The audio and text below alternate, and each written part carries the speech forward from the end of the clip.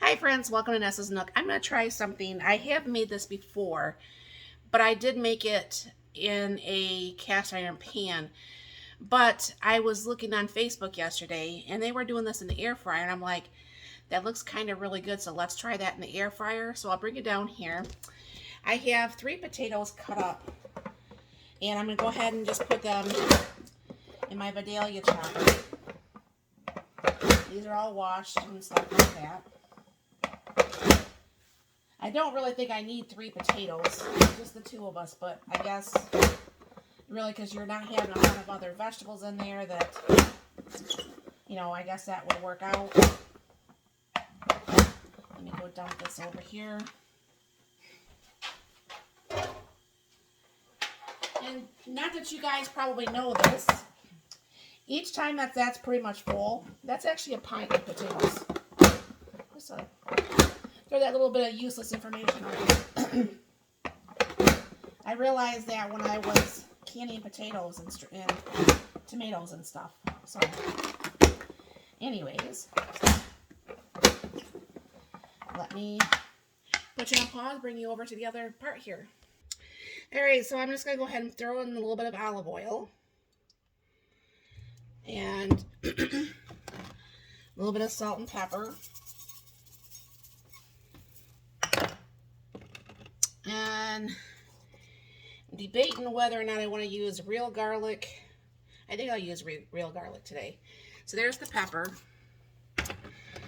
And then I'm going to go ahead and give this a good stir. Now what's going to happen is because the potatoes do take a little bit longer, I wanted to give the potatoes a little bit more of a head start. And then I will get everything else all cut up and I will add it when this is done here. So I'll go ahead and close the lid here. And I will go ahead and put that on air crisp. And I'm going to bring this down to like about 350 is fine. And I noticed if I do not put this on higher, things just don't dry out and burn as much when you need it to cook it a little bit longer. It's on for the 20 minutes. I don't know for sure if it's going to take that long. And go ahead and hit start. And then what's going to happen is these potatoes are going to start to cook while I get the rest of this stuff around here. Alright, so I'm going to go ahead and do the same thing with my peppers. And then just says just add food, so I just raised up the lid and closed it there.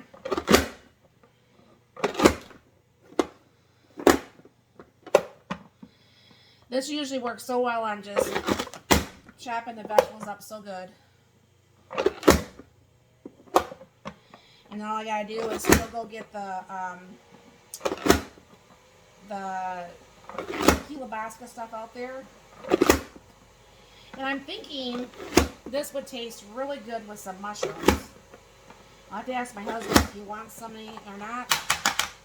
But as you can see, how quickly that just chopped up 2 peppers. I mean, look at that. Ain't that pretty anyways, nonetheless. So I will get a hold of my husband real quick. I'll see if he wants the mushrooms, and we will go from there, and I'll be right back. Okay, Mark said yes on the mushrooms. So I'm just going to go ahead and throw in, this has been cooking for about like 11 minutes. Throw in a little bit of garlic. This is the beef kielbasa because, we don't eat pork, if you're ever wondering why we're eating this. I'm just going to use a half a pint of mushrooms. So there's a whole bunch in there, but there's not. And I forgot, can you believe this? The girl who loves her onions forgot that this dish comes with onions. So I'm going to go ahead and put those all in there. That looks really good, honestly. It's got some of my most favorite things in there. Peppers and onions and potatoes. Mushrooms.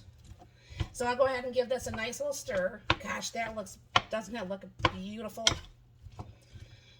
I wonder, well, I don't know how well that would freeze, or I wonder how well that would actually freeze into a meal.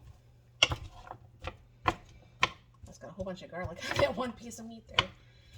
But that looks, I don't know what you guys think. That to me looks absolutely yummy.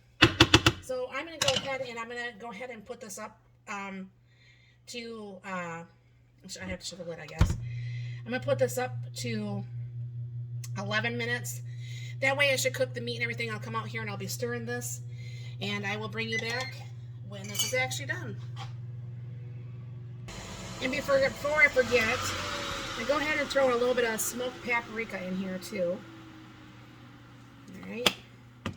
Give that another stir, and then next time this will be opened will be when this is done. Everything's coming together really nice. I have to honestly say, this looks absolutely amazing. I mean, I maybe it's just the colors. I don't know. But you know how they say that you eat first with your eyes?